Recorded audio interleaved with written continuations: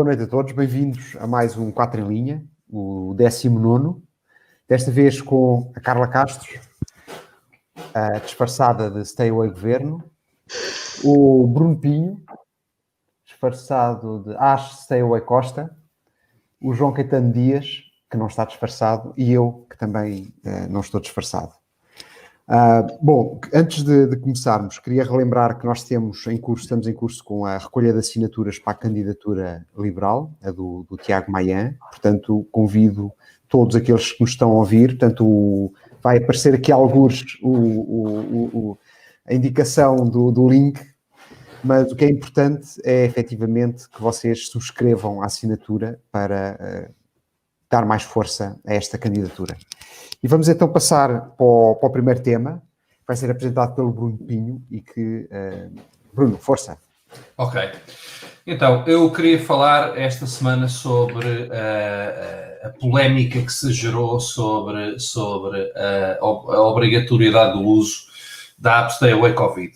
E gostava de começar pelos factos. Os factos foram, houve uma proposta de lei entregue pelo Governo para discussão na Assembleia da República que introduz a obrigatoriedade de todos os utilizadores que tenham equipamentos compatíveis, ou seja, telefones, smartphones de última geração, as gerações relativamente recentes, a ter esta aplicação no seu telemóvel, especialmente num contexto laboral, escolar, académico e também função pública.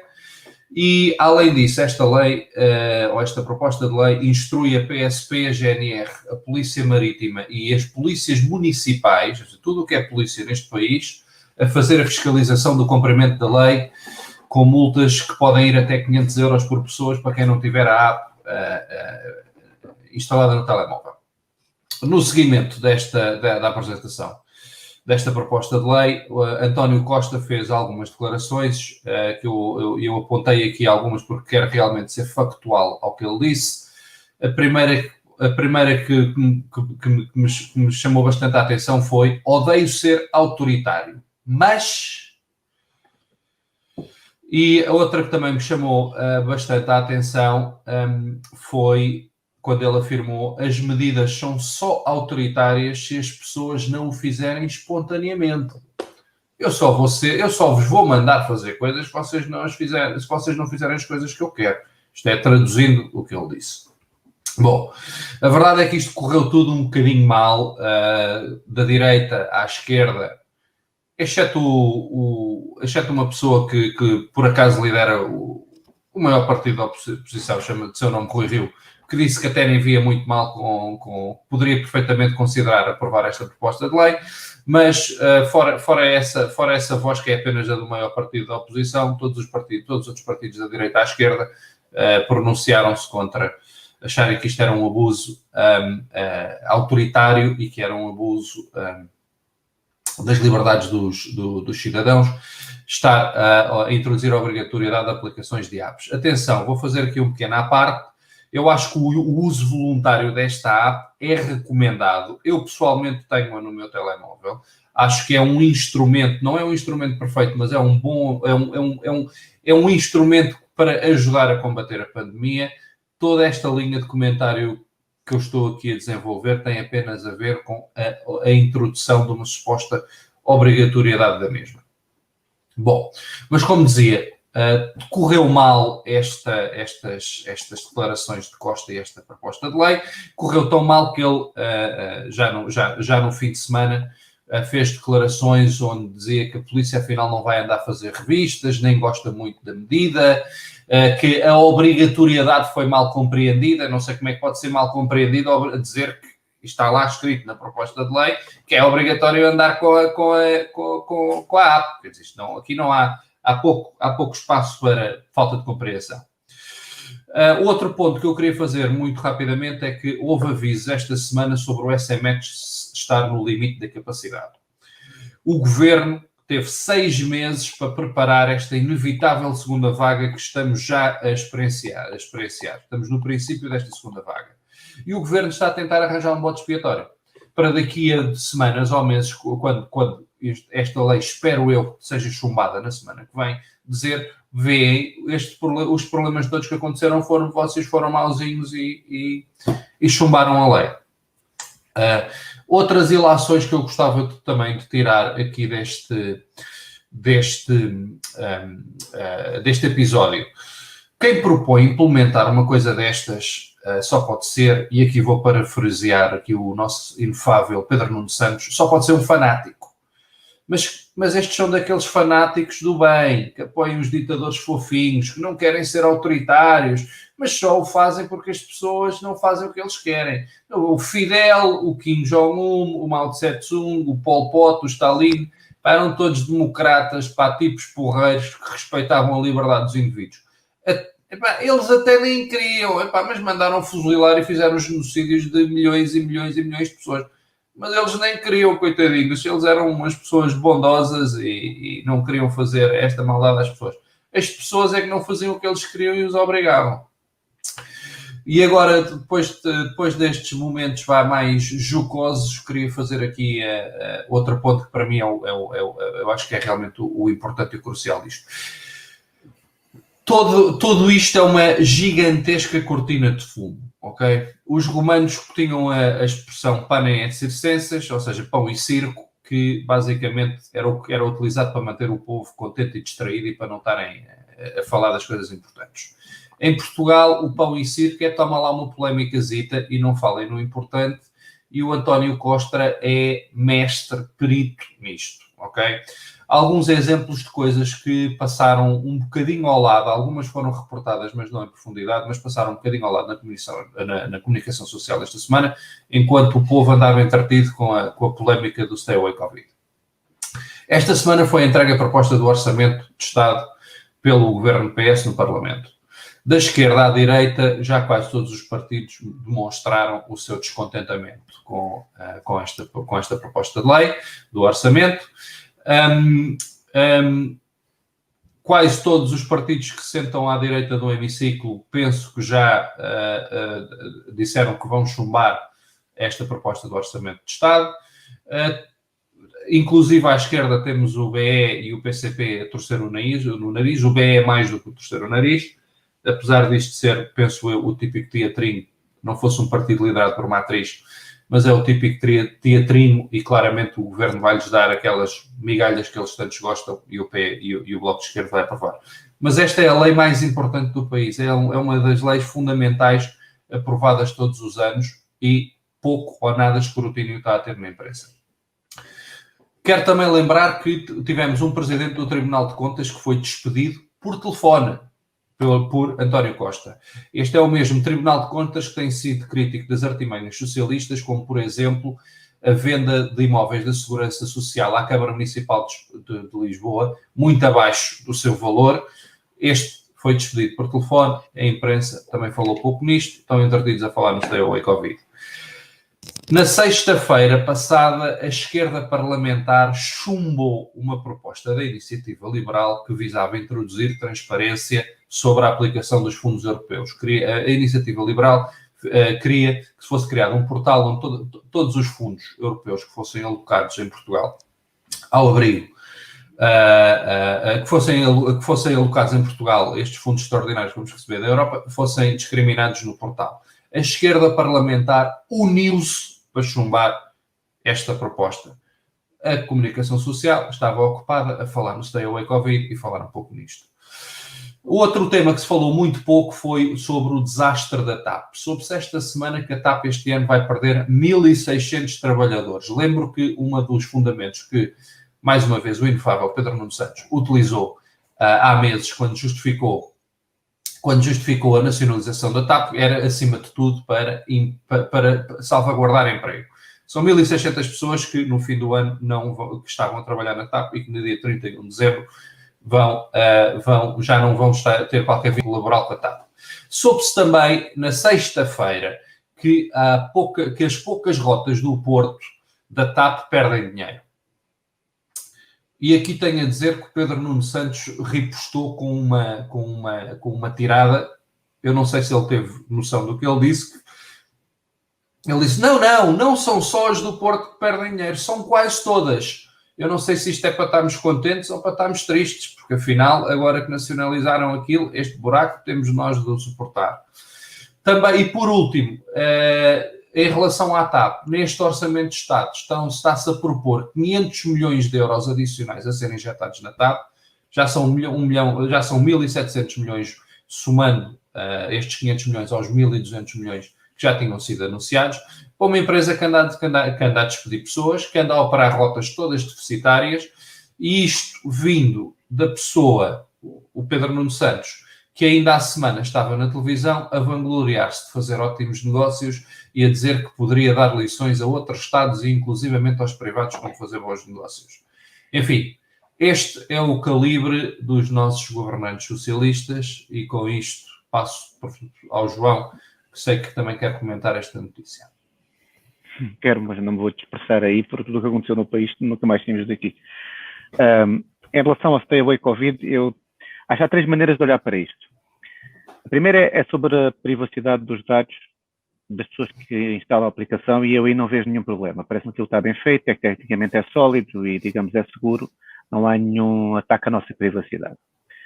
Depois há um segundo ponto que é a questão da obrigatoriedade da instalação nos telemóveis. E aí há muito mais problemas, primeiro porque todos os portugueses não estariam a ser tratados de forma igual perante a lei, porque nem todos os portugueses, ninguém é obrigado a ter um smartphone, ninguém é obrigado a contratar um pacote de dados, ninguém pode ser obrigado a ter sistemas de geolocalização ativos, portanto isto é uma coisa, tornar isto obrigatório faz muito, muito pouco sentido. Eu não sou nada radical nestas coisas. Por exemplo, todos somos obrigados a ter bilhete de identidade, todos somos obrigados a ter contas no banco para receber o salário, somos obrigados a seguir certas regras que fazem parte da vida em sociedade. O Código da Estrada é sempre o melhor exemplo para estas coisas. E não vejo nenhum mal nisto, mas neste caso acho que está a exagerar.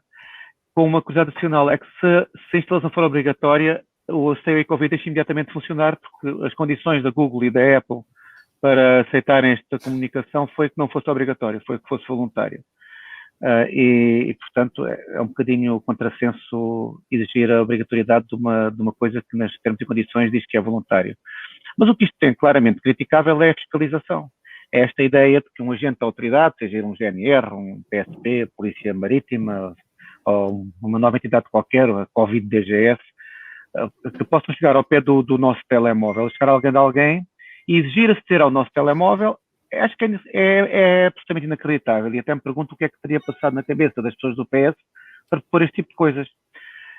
Eu estou em crer que o primeiro-ministro foi levado um bocadinho na onda daqueles ministros menos experientes, mas com tiques muito autoritários, como o Cabrita, o homem das grandes ideias idiotas, ou a Mariana Vieira da Silva, que já tinha mostrado que gosta muito de observatórios, já tinha tido a ideia do observatório da linguagem politicamente correta, e agora se calhar vê com a ideia do observatório do Covid, ou alguma coisa do género. O observatório do telemóvel. Exatamente. A ministra gosta muito de observar, é muito observadora. E depois temos o líder da oposição, o Rui Rio, que está sempre de acordo com tudo o que vê o governo. Aliás, o Rui Rio, neste momento, é mais costista que o próprio António Costa. Porque o António Costa já disse que estava contra a sua própria proposta. Não sei se repararam nesta pequena curiosidade. Ele veio dizer, eu não sei se a minha proposta, eu não estou muito de acordo com a minha proposta. É uma proposta muito má. A minha proposta é uma proposta muito má. Por favor, não podemos deixar passar a minha proposta. Preciso. Portanto, eu disse que havia 3 formas de olhar para isto, falta uma que tem a ver com a eficácia. E neste caso, Bruno, desculpa lá, mas não estou nada de acordo contigo, porque tudo indica que se isto funcionasse bem e fosse eficaz, seria muito pior. É que esta aplicação, da forma que está desenhada, e isto é por design, nem sequer é por um erro, por design, pode tornar-se um tremendo gerador de falsos positivos. Eu recomendo que se veja, há 2 coisas esta semana que saíram quase ao mesmo tempo e julgo que as pessoas não combinaram, que foi o Luís Filipe Antunes na SIC Notícias e o Luís Guilherme Conraria no Expresso. Se calhar combinaram-se os 2 Luíses, podem ter num grupo de Luíses e combinaram. E ambos mostram o que aconteceria se a aplicação funcionasse bem. Eles chegaram à conclusão que seriam gerados dezenas de milhares de alertas todos os dias de falsos positivos. Basta imaginar uma pessoa que vai num autocarro durante meia horinha, testou positivo, aquilo passado vai gerar aquele código para aquelas pessoas todas, que são falsos positivos, que eles vão no autocarro, vão com a máscara, que ninguém se contagiou a ninguém. Estas pessoas vão ter que estar 5 dias em casa fechadas à espera, sem saber o que aconteceu, vão deixar de trabalhar, vão deixar de ganhar a vida, vão estar parados sem produzir, para fazer um teste 5 dias depois, esperar por resultado, e depois vai dar tudo negativo. Aliás, o Luís faz as contas e diz, salvo erro, eu não fui ver, mas era 98% são falsos, serão sempre falsos positivos. E, portanto, o que ia acontecer? Agora, imagine se isto multiplicado por milhares dos milhares de casos que são mesmo, que têm mesmo o resultado positivo, isto ia entupir as linhas do SNS 24, ia meter milhares e milhares de pessoas em casa em confinamento à espera de um teste, sem trabalhar, sem seguir com a sua vida. Ou seja, a princípio seria pior a emenda do que o soneto. Portanto, eu vejo aqui 3 razões que não faz sentido ter esta aplicação Stay Covid, é que não deve ser obrigatória, a fiscalização é inaceitável e tudo indica que não é eficaz. Paulo, eu posso, deixa-me só dar cabo do alinhamento, mas deixa-me só 2 comentários muito rápidos. A subscrever totalmente isto que foi agora referido, a questão da não eficácia e do escalar na quantidade. Isso, aliás, já tinha sido veiculado com um estudo bastante credível antes do verão e foi comentado nas reuniões de Infarmed e depois houve algumas declarações a propósito disso, em que é ineficaz, especialmente ineficaz em alturas de pandemia, em alturas de pico, o que é muito interessante e as contas mostram-no claramente. E só uma nota que eu peço imensa desculpa, mas eu tenho sempre agora que fazer isto em relação ao João e ao Bruno, que é, eu discordo em absoluto chamarmos o Rui Rio como líder da oposição. Ele é líder do partido com mais deputados, mas não é certamente o líder da oposição. Meia culpa, tens toda a razão. E olha, e no seguimento disso eu lembrei-me de uma coisa que vou pedir aqui à nossa produção, anda aqui um vídeo a circular, para pôr aqui um vídeo que anda a circular nas redes sociais sobre o Rui Rio e sobre o PSD, que eu vou pedir que a produção ponha aqui, que é um vídeo muito engraçado. Pronto. Peço desculpa, Paulo. Não, vou tentar ser rápido, embora neste tema é difícil. Bom, eu não vi não ouvi as tais 2 entrevistas que o João referiu. Não sou um especialista na área, mas eu tenho muita dificuldade ou seja, não concordo que a aplicação não seja eficaz, de todo. Uma coisa é ela ser obrigatória, outra coisa é se é ou não é eficaz. Eu não estou de acordo, mas não é por aí que eu quero ir. Não é por aí que eu quero ir. E o tempo que eu tenho não me permite ir por aí. Bom, aquilo que eu queria começar por comentar é uma coisa que eu ainda não ouvi ninguém dizer. Eu acho que, talvez desde os tempos do 25 de Abril, que não há uma discussão, e neste caso estou a falar não da história do Stay Away Covid, mas da forma de como fazer frente a esta pandemia, mas não houve, até agora, nenhum assunto tão importante do ponto de vista de ter um impacto imediato, profundo e duradouro na nossa sociedade. Ou seja, eu repito, imediato, profundo e duradouro na nossa sociedade. E estou-me a referir à questão da saúde pública e estou-me a referir à questão da economia. Porque eu acho que este tema e aquilo que resultar desta segunda pandemia vai ter um impacto enorme na nossa democracia nos próximos anos e talvez nas próximas décadas. O que nós estamos a discutir hoje, as decisões que vão ser tomadas, aquilo que vai acontecer amanhã, quando digo amanhã, digo neste inverno, vai ter consequências importantes. E infelizmente, os 2 cenários que nós temos pela frente e que, infelizmente, parecem credíveis, são 2. No espaço de algumas semanas, um mês, ou por aí, temos um colapso nos hospitais. Isso vai ter um enorme custo em vidas humanas, vai ter um enorme custo económico.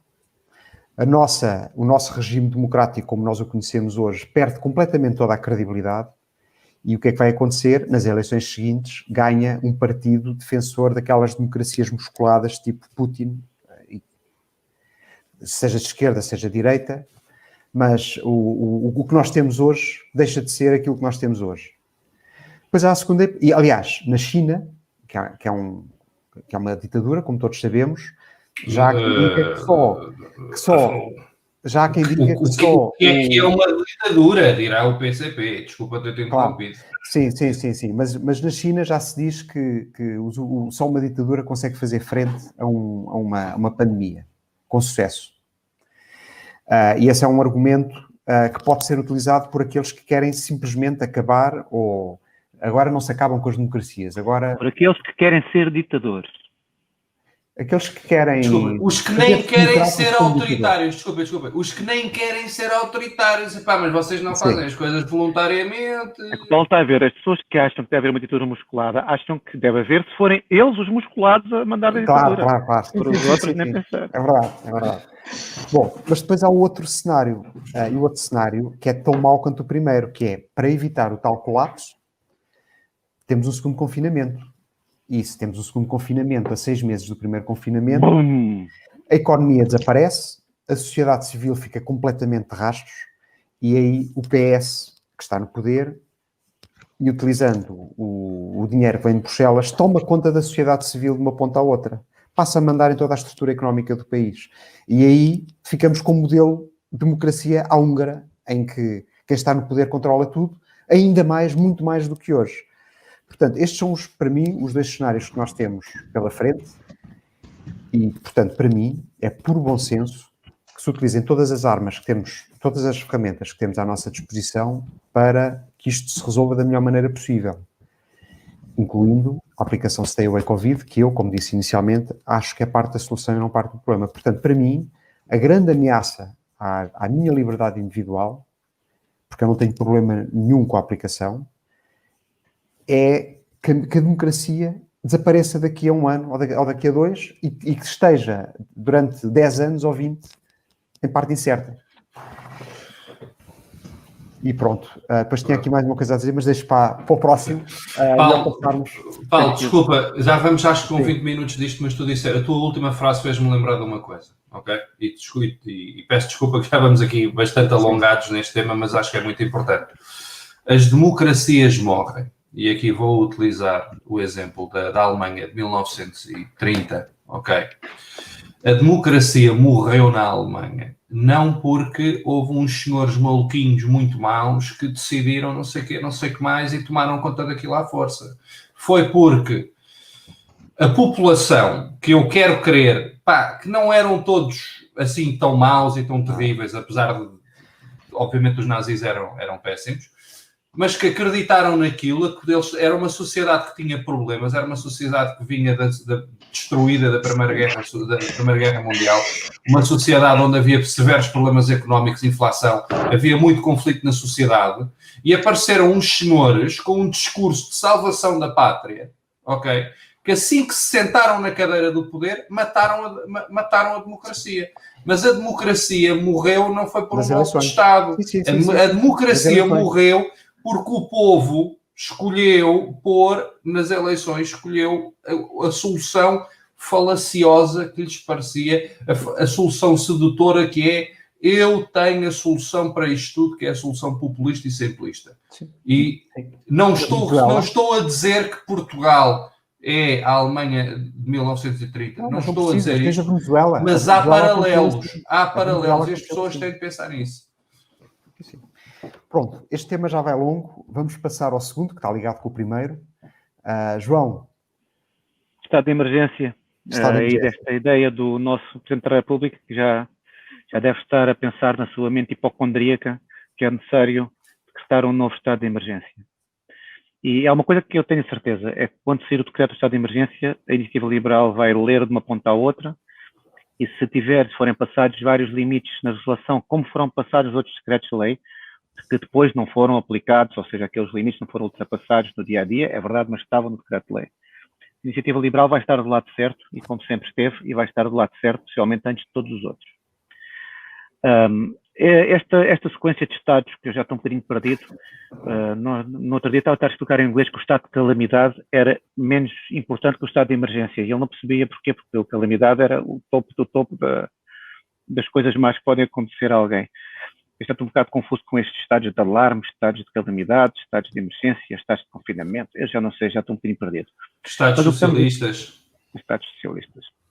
Mas há aqui algumas questões que todo este, nós já falámos sobre isto aqui, todo este tempo foi gerido sem nenhum equilíbrio, foi gerido simplesmente a pensar nos números do Covid. E há algumas conclusões que podemos tirar destes meses que temos vindo a passar. Primeiro é que se podem ter salvo algumas vidas, tem certeza que salvaram algumas, mas certamente condenamos muito mais à morte. E aqui, morte prematura. E aqui os números não enganam. O aumento da mortalidade desta Covid foi muito superior ao das mortes com Covid. Claro que não estão os focos das lanternas apontadas para isto e, portanto, parece que não aconteceu, mas aconteceu. Todos os dias as pessoas dizem, 10 mortos, mas se calhar foram 30 ao lado que morreram porque não foram as consultas prévias de detecção do cancro não será tão rápido, mas de doenças não foram tratadas, não foram diagnosticados, não tomaram a medicação necessária, deixaram de ir aos médicos e, portanto, estamos aqui a ser um bocadinho iludidos por este foco constante numa só variável. E atenção, nós estamos por cima, estamos a fazer aquela confusão, que é uma confusão tremenda, de estarmos a usar mortos com Covid como se fossem mortos por Covid. Esta distinção é importante. Nada nos diz que as pessoas que morrem e que vêm nas estatísticas de mortes de Covid tenham morrido por causa do Covid. Estamos a falar de pessoas que são muito, muito idosas, quase todas, com muitas comorbilidades associadas e, portanto, é muito difícil analisar estes números com cabeça fria. Já é um tema muito difícil. Sempre que mete vidas, as pessoas ficam sem ser capazes de raciocinar, mas aqui acho que estamos a pensar mal. E a segunda constatação que eu tiro é que a calamidade social que está a criar tem todo o potencial para ser uma bomba prontinha a detonar.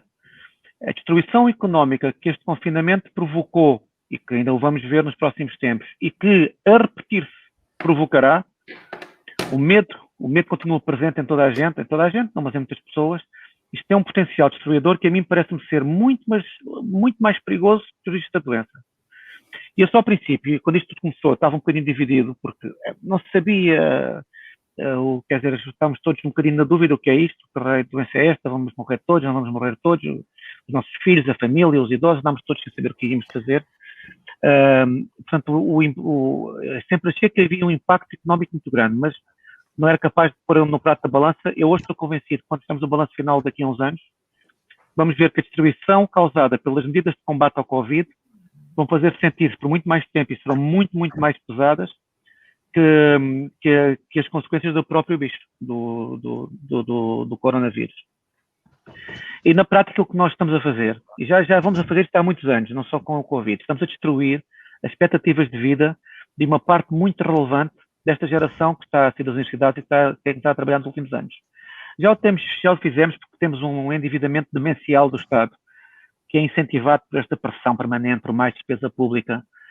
Isto começou com o governo Guterres. Não, foi aí que tudo isto começou, com aquele despesismo completamente absurdo e aplaudido, que todos os anos dizia vamos gastar mais de tantos por cento e as pessoas batiam palmas porque iam gastar mais dinheiro, parecia que vinha do céu. E depois teve o seu apogeu com aqueles anos de loucura do José Sócrates. E já tinha posto uma geração toda na prateleira, porque neste momento nós vamos trabalhar basicamente para pagar a dívida e para alimentar a máquina do Estado. E nós precisaríamos agora de muitos e muitos anos de políticas diferentes para voltar a pôr esta dívida em valores comportáveis. Mas agora, por causa do Covid, mais do que isso, aproveitando o Covid, porque há muita gente no governo que gosta destas situações porque permite fazer coisas que de outra maneira nunca conseguiria fazer. Isto vai ser mais uma terrível machadada nas aspirações dos nossos filhos. E é difícil perceber isto porque as pessoas não conseguem ver a diferença entre uma situação que está à nossa frente e uma situação que poderia acontecer e por cima com efeitos que não são facilmente perceptíveis, porque são efeitos de uma economia em crescimento sem haver uma mão a mandar nisto tudo. Já agora sobre isto andam aí jornais a dizer já vai andam aí jornais a dizer que a carga fiscal vai baixar, mas eu quero chamar a atenção que isto é uma ilusão de ótica, porque o déficit de 7% que se promete também é carga fiscal, isto é para pagar. Portanto, não vai ser pago este ano no nosso déficit, mas vai ser pago por quem está agora vai trabalhar nos próximos anos. Em resumo, eu sobre isto acho que tenho muita desconfiança em relação ao nosso governo, porque eles não têm juízo. Eles não têm capacidade de entender os malefícios do excesso de despesa pública. Eles sempre governaram gastando mais, comprando votos e dando benesses a este e àquele, uns atrás dos outros. Eles não têm forma de gerir de uma forma eficiente as clientelas e os grupos de pressão que não seja dando a tiranha para cima. Eles não sabem. Esta é a minha opinião. Muitos deles não sabem. Uns sabem, não querem fazer que não sabem, mas outros não sabem. E se Portugal precisava de muito liberalismo antes, agora para sair disso precisa de duas coisas ainda mais difíceis, que é muito mais liberalismo do que estávamos antes e muita paciência. Isto não vai ser assim nada fácil recuperarmos esta situação. Portanto, se vier mais um estado de emergência para cima do que já nos aconteceu, eu julgo que a tragédia económica vai ser demasiado grande para ser aceitável e pode, então sim, causar esses temores como aqueles que se viram na Alemanha dos anos 30 ou noutros países, que é o temor, isto está tudo tão mal que tem que vir alguém com a mão forte tomar conta disto. Carla, querias comentar este ponto? Sim, bastante, só que e são tantos comentários também, vou tentar ser parcimoniosa. Estava a pensar, há aqui uma frase que gostei especialmente, uma expressão que eles não sabem, é que não sabem mesmo, não, e com bastante tanto para nós. Aqui o principal, o estado de emergência que o Presidente começa a falar, bem, quando ele vier, dizias também, eu espero que não venha, não sei se vem, se não, se é uma inevitabilidade, perante aquilo que parece a forma de gestão, não sei, vamos ver.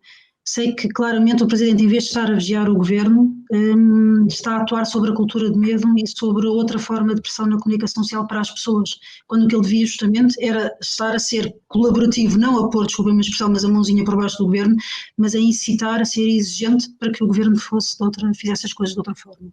É que, por acaso, eu não sei bem se eles têm gerido em função do Covid ou se têm gerido em função deles próprios. Eu, infelizmente, acho que nem sequer em função do Covid porque nem sequer para isso eles têm sido, ao menos, olha, estropiaram tudo o resto, mas em relação à estratégia anti-Covid, funcionava, é que nem isso. Portanto, eu acho mesmo que só geriram em função deles próprios.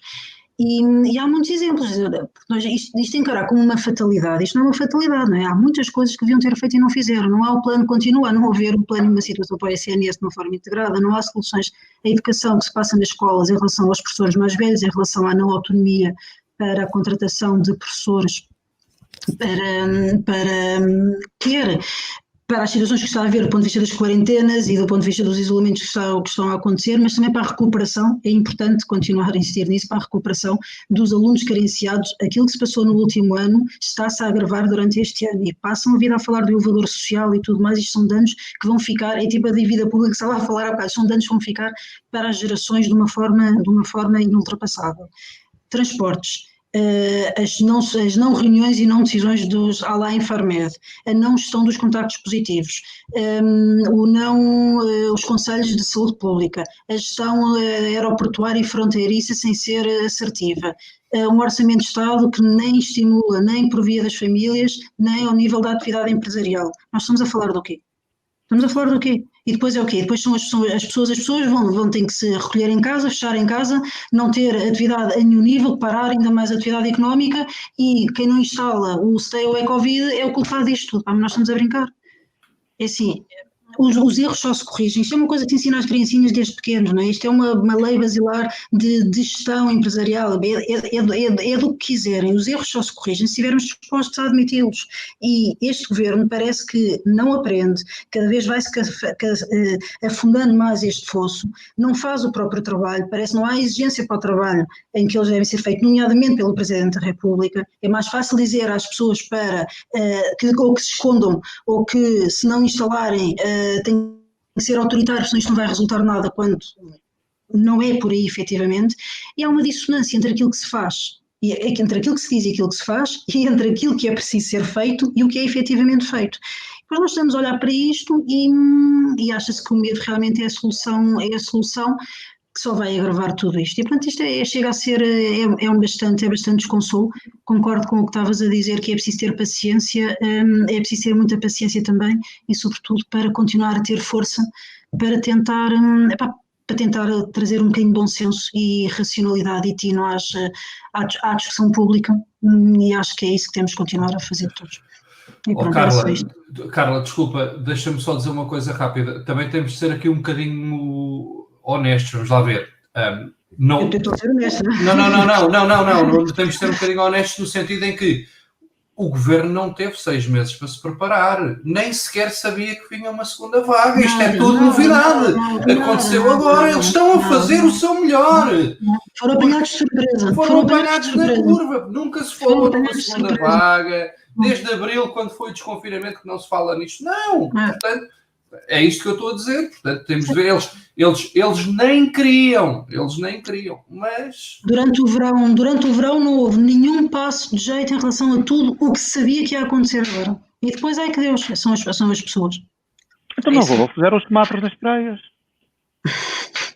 Exato, a culpa foi dos semáforos na praia. Ou do Passos, se calhar a culpa foi do Passos. A culpa é sempre de alguém. Eu queria só contar uma pequena história que não tem a ver diretamente com esta questão tem a ver com toda esta situação.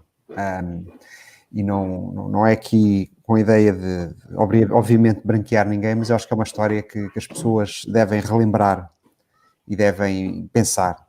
Tem a ver com uma catástrofe muitíssimo maior do que esta que nós temos hoje, que aconteceu há décadas atrás numa democracia europeia, em que algumas dezenas de milhares de pessoas morreram nas suas casas ou na rua, perto de onde moravam. O governo da altura teve que impôs sérias restrições à vida das pessoas durante anos. Isto foi uma questão que durou anos. Assim que a catástrofe acabou, percebeu-se que a democracia continuava lá, forte. Estamos a falar do Reino Unido, durante a Segunda Guerra Mundial.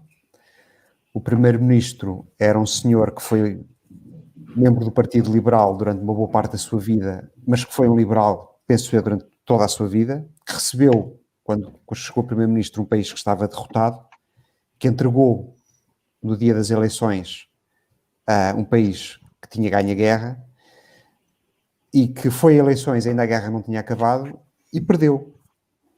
Ainda a guerra não tinha acabado, foi a eleições e perdeu. Ou seja, o que eu quero dizer, independentemente de todas as asneiras, e há muitas, e estou totalmente de acordo com vocês, e todas essas asneiras vão ter que ter um resultado, mas eu penso que neste momento o mais importante é ultrapassar esta questão. Portanto, passar por cima disto sem grandes danos para a nossa democracia. Para mim é o mais importante neste momento. E passamos ao terceiro ponto, ao terceiro tema, com a Carla.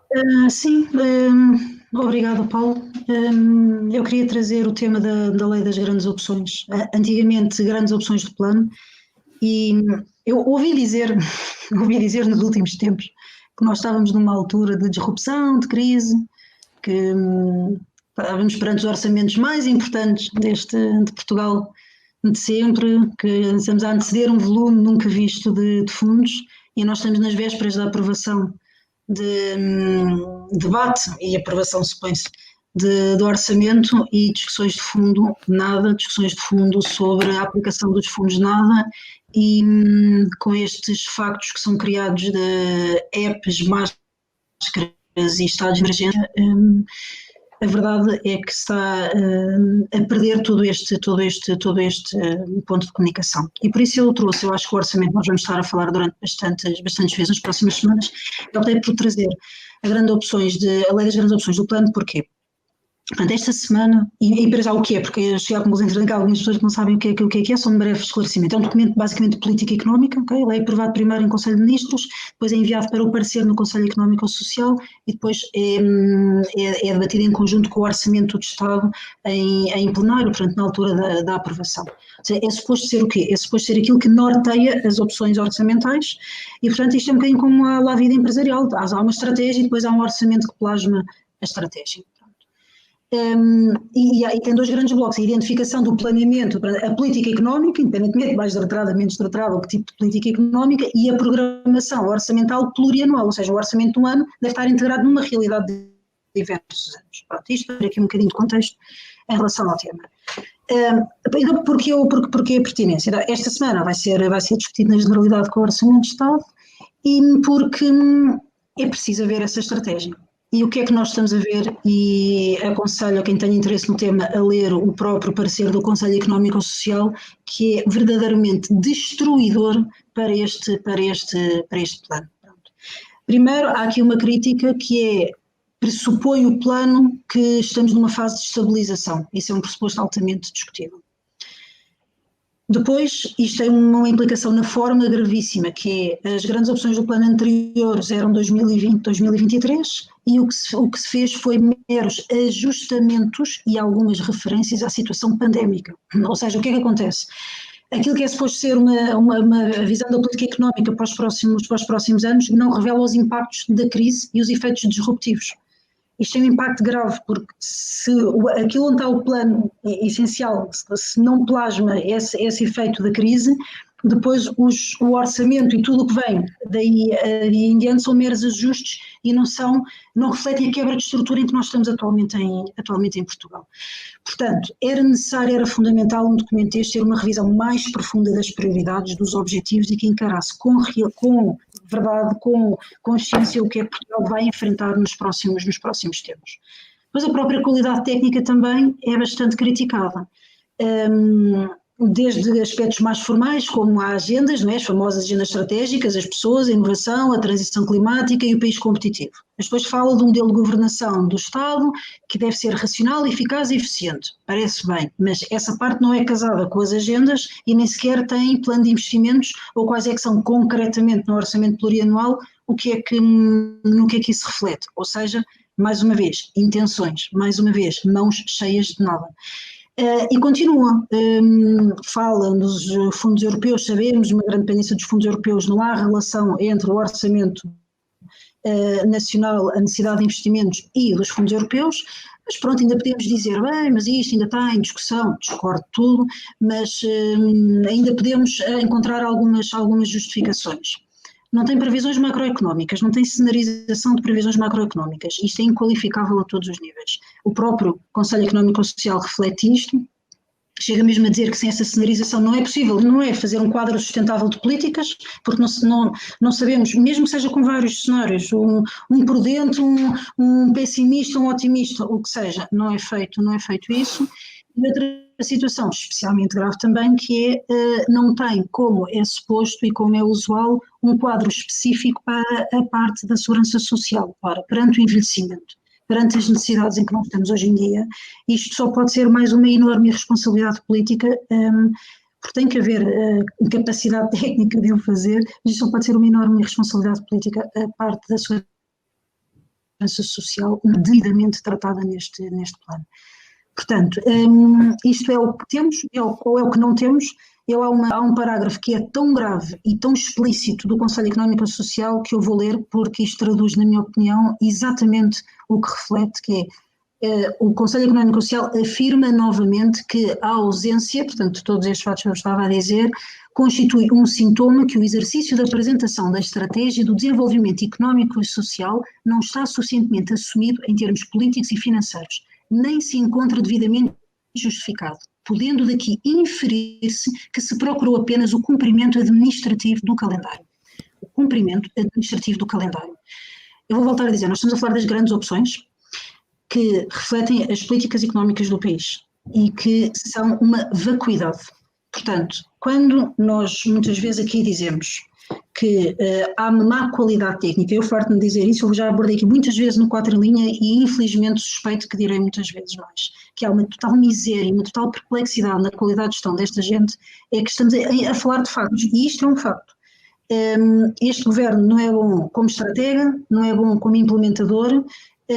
Este é apenas mais um exemplo gritante, e também mais um exemplo em que nada disto é falado na comunicação social. Isto é um instrumento que devia ser relevante e não é para ser um cumprimento administrativo do calendário. Mas, mais uma vez, há aqui gente que se está a governar a si própria, não é governar, não é tratar do Covid, é tratar deles próprios, e realmente nós precisávamos de outro governo e de outras pessoas. E é isso que eu queria trazer aqui hoje. Obrigado. Carla, eu era suposto comentar a tua intervenção, mas vou confessar que não me debrucei muito sobre o tema das grandes opções do plano, e também, como já vamos com bastante tempo de programa, vou passar ao Paulo para ver se ele tem algum comentário ou se passamos já para o tweet da semana. O meu comentário é só 15 segundos. É que em cima de tudo isso que a Carla disse, depois em cima disso tudo, a proposta relativamente ao portal da transparência foi chumbado pela geringonça. Ou seja, é mais um sinal de que isto de facto está fantástico, e o que aí vem é de facto preocupante. Portanto, podemos passar ao tweet da semana, que deve estar aí a aparecer, e que é um tweet que nos foi presenteado pela Fernanda Câncio e que fala por si. Eu, francamente, não tenho muito mais a dizer em relação ao que ela escreveu. Ninguém quer ler o tweet? Não sei se consegue ler. Eu não consigo ver daqui. Eu leio o tweet. Eu vou ler o tweet. Vou ver se eu encontro aqui, porque vale a pena ler.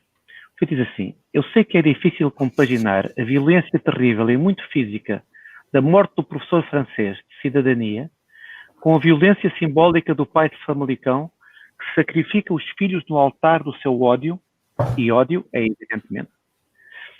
Mas trata-se em ambos os casos da incapacidade do fundamentalismo religioso de conviver com a civilização. E por aí fora. Não vale a pena ir mais. Ou seja, a Fernanda Câncio está a comparar um tipo que cortou a cabeça, não um professor, ao pai das crianças de Famalicão. E está tudo dito. Abaixo de Câncio. Sim, aqui só para o enquadramento, para quem por acaso esteja distraído e não tenha visto as notícias, na sexta-feira passada houve um professor francês que foi decapitado, supostamente por um pai de um aluno. Era uma pessoa de religião muçulmana. Este professor era um professor de disciplina de cidadania ou de história, algo assim, onde andou a ensinar, que tinha dado uma aula a estes alunos em causa sobre a liberdade de expressão e como a liberdade de expressão também engloba a liberdade de fazer humor e de gozar com, entre outras coisas, com religião. E este professor tinha usado como exemplo nessa aula umas caricaturas do jornal Charlie Hebdo, o jornal que faziam caricaturas sobre o profeta Maomé. Portanto, ele utilizou isso como um exemplo na aula. Houve uma pessoa de religião muçulmana que ficou muito escandalizada quando soube aquilo que tinha acontecido e teve a reação normalíssima de saiu de casa com uma faca e cortar a cabeça ao pai. Cortou a cabeça ao professor no meio da rua, ok? Segundo diz, com uma faca pouco afiada, que é para doer mais.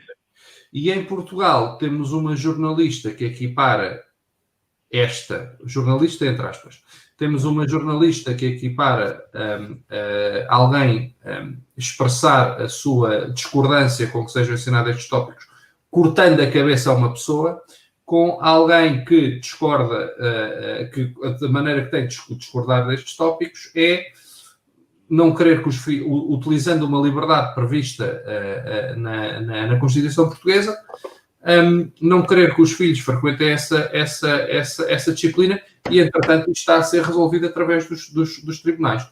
Como podem ver, são duas situações perfeitamente equivalentes na cabeça de algumas pessoas, não todas, atenção.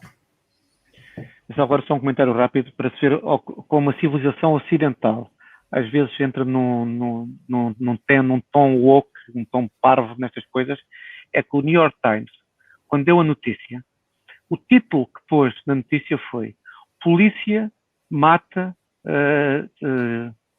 Polícia mata suspeito de atentado ou suspeito de crime.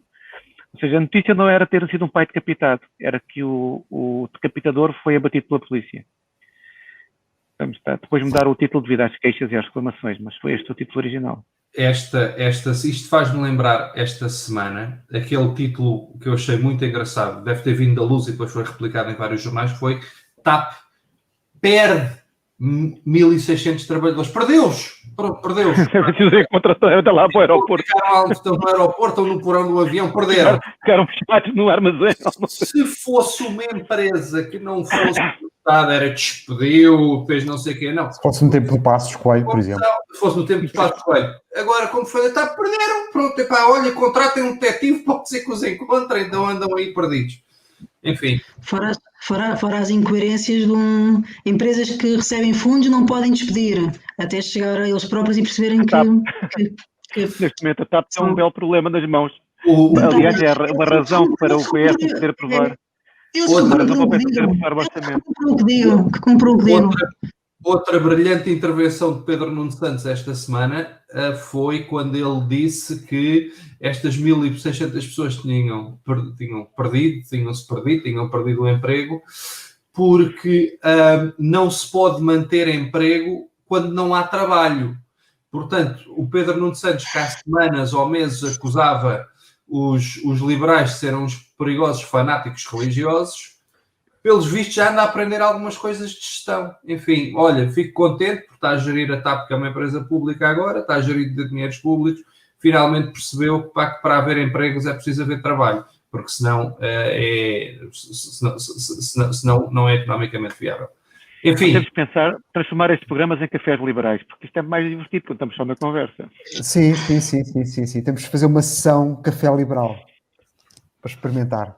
Não, mas eu vou já aqui desvelar o pano, um bocadinho do pano para os nossos seguidores, que vai haver uma sessão especial de Natal. Ok? Vai haver esta pode ser assim, neste modelo assim. Vai haver uma sessão sem agenda, de Natal, onde o molde é parecido, mas os tópicos a abordar serão um bocadinho diferentes. E não, já podemos fazer essa sessão de Natal se estivermos na Venezuela, porque na Venezuela já é Natal. Pois é, já é Natal. Exatamente. Natal é quando o homem quiser. Ou quando o Maduro quiser, neste caso. Muito bem. Olha, eu estou aqui a receber sinais da produção que é para acabar o programa. Pois é. Olha, cuidado que esse sinal agora, cuidado. Pronto, meus senhores, muito obrigado. Carla, João, Bruno. Portanto, muito obrigado. Vamos lá. Continuação da semana e até breve, até para a semana. Até breve. Obrigado.